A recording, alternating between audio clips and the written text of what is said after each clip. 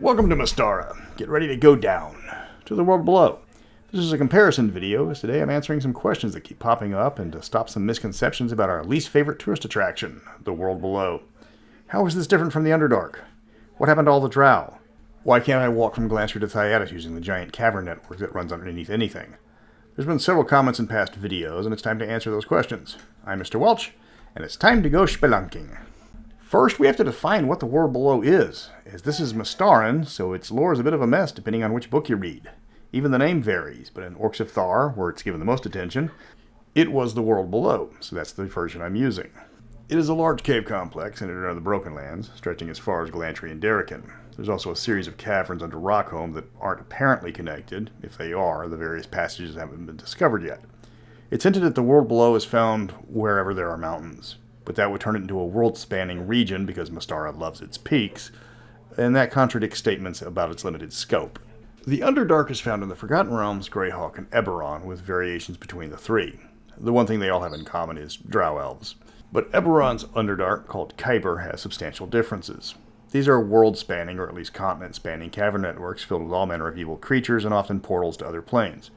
If you want an Underdark, start with large caves and dark elves. Then start pumping in evil and you're done. But it's a bit more than that, as the Underdark and world below have vastly different biomes. Despite the Underdark's legendary danger, it's a pale shadow of the world below. On the other hand, you're not headed down to the world below and finding many civilizations hiding in the darkness. It's not stable enough for large cities, with two exceptions, and despite not being magical, it's also doing its damnedest to kill you. Starting off with the three Underdarks, we have Greyhawk first, as it introduced the concept in the Against the Giant series when you get to the end. This region also bears the name Oerth, as it established much of the lore for the setting. Not just in Greyhawk, it became the template for other settings versions of the Underdark. It is a true cavern system with almost no light, meaning most of the races that live down there have developed other methods of sight. It's also radioactive, as it has a naturally occurring mineral called lacofsite, which absorbs light in the visual spectrum while putting out radiation that can be easily seen with ultravision. Get it? Lacofsite makes it harder to see. Gary did love his puns. I don't know how they changed that lore with ultravision only ever appearing in 1st edition, but the Greyhawk Underdark lore is sparse, even with it getting all the love in 3rd edition. The radiation made teleportation impossible, or at least rather dangerous. It kept adventurers from popping back to the surface after a difficult expedition. Light sources have a reduced effect, and most of the food was poisonous.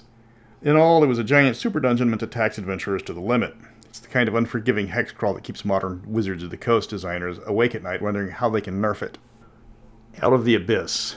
That's how they nerf it. They make Out of the Abyss. Kyber in Eberron is similar to the Underdark, just below the surface, but then it gets weird. Really weird.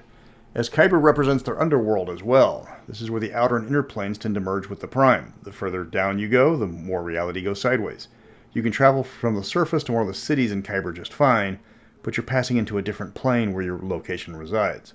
You can't travel from one city in Kyber to another without returning to Eberron, because they're on different planes. It's almost cheating, as the planes that make the Underdark a constantly shifting domain with any monster you want, because you can just gate it in as needed. Still, it is by far the most original version of the Underdark. Then we get to the place with entire volumes devoted to their Underdark, Faerun. The one with Drizzt, the one with all the novels and all the source books, both of them. The one frequently used in numerous video games, that Underdark. It is without question the most fleshed out of all these settings. I couldn't even count or find all the different source books devoted to this place. The best one is the 3.5 source book, called Underdark, obviously, which oddly enough doesn't actually talk about the location until page 100. Everything before that was races, prestige classes, spells, feats, and everything else that helped collapse 3.5 under its own weight. There's also a guide to the Underdark for 2nd edition, which is a tad harder to find, but thank God for the DM's Guild and its PDFs. At least that one doesn't cost as much as a physical book.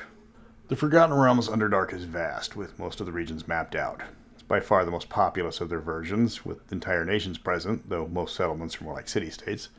It's so large it even has sub-regions with their own climates, magic, and monsters. It's also the safest because it's so heavily populated and explored.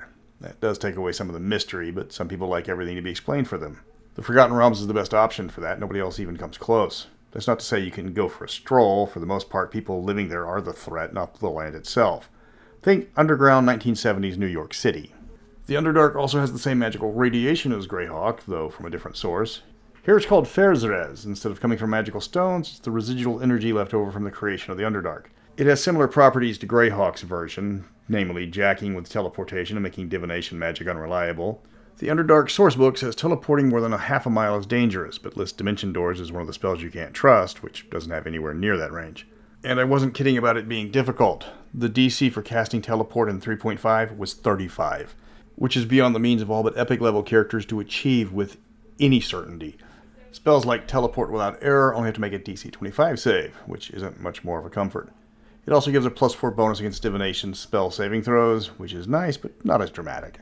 There are magic locations like Earth nodes and portals, primarily to the elemental planes. These are relatively uncommon, but are often mapped out and well known.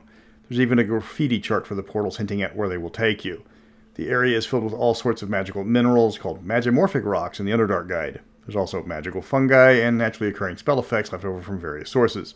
The deeper you go, the more magical it becomes. There are 3 regions of the Underdark. The Upper Dark is the safest and just like normal caverns. This is where food is most plentiful, denizens are common, and you generally won't be hunted for sport or slavery. It's well mapped out and relatively safe, apart from all the evil creatures found there. The Middle Dark is like a desert, with lots of nothing interspersed with city-states. This is where the most famous Underdarkians hang out. The Drow, the Dwergar, the Deep Gnomes, and others are found in the Middle Dark. If you want to travel to some of the more famous locations under the surface, like Minzo Berenzin or Svirfneblia, you will have to travel a bit. Food is scarce, light is almost non-existent, and the natives won't think twice about attacking.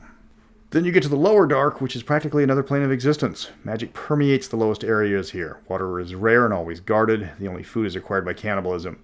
There are multiple portals, some extending to the outer planes, and none are marked. The creatures living here are almost all abominations or worse, with fiends an uncommon sight. This is the deadliest region of any of the Underdarks. It's not a place players want to find themselves. It's not meant to be explored, it's meant to be survived. Now travel with me, my minions, to the safe and familiar confines of the known world, where we head down to look at the world below. Not too far down, as that leads to the Hollow World. However, that also means of all the various underworlds we speak of, Mystara has the deepest, as there are routes that will take you to the center of the planet. Where the world below ends and the Hollow World starts can be debated, but generally you're looking about 600 miles. And the routes from the surface to the Hollow World aren't charted, mapped, known, or otherwise easy to navigate. Worse, almost all of them aren't permanent. The biggest problem you're going to have with the world below is it's unstable. A few pockets and caverns have managed to stay open and survivable, but they are the exception. Unlike the Underdark, you can't build a city in the world below without serious magical help. And there are 2 actual cities in Mystara below ground. Oinkmar floats on a lake of lava thanks to their immortal patron that keeps the toxic fumes and heat and other nasties away. The City of Stars is found on the roof of a cavern thanks to anti-gravity magic, with smaller cities nearby. The various settlements in the Broken Lands are typically near the surface, and even then, they last until a cave-in, a poison gas vent opens up, or the only water source gets rerouted by a seismic shift. The world below is more stable near Rockholm compared to the Broken Lands, but even the dwarves have to be careful when they dig to avoid cave-ins or hitting pockets of gas. The world below also lacks the magic that permeates the Underdark. There's no magical radiation that fills every part of the area messing with magic. You do have the radiance under Glantry City, but that's impossible to get to because of the complete lack of direct routes. And you really don't want to go there underground because it's not the weird magical radiation that jacks with spells. It's the really weird magic radiation that overpowers spells while giving you several years' worth of free x-rays in a matter of seconds if you approach it directly. Not the best trade-off. There are portals, but those are rarely permanent and aren't well known. Another aspect is the various subterranean races don't associate with each other like in Greyhawk or Forgotten Realms. Nobody knows about Oinkmar or the City of Stars. When dwarves and humanoids encounter each other, it's almost always ending in violence. Only Thar's big stick keeps the Broken Land inhabitants from going at it, and even then just barely. There's a lot of long-held hatred between the goblins, hobgoblins, orcs. Okay, all of them. In addition, the lack of navigable roads means most travel is mounted. Either skin wings for everybody that's not a dwarf, or Rockholm lizards in the case of those that are.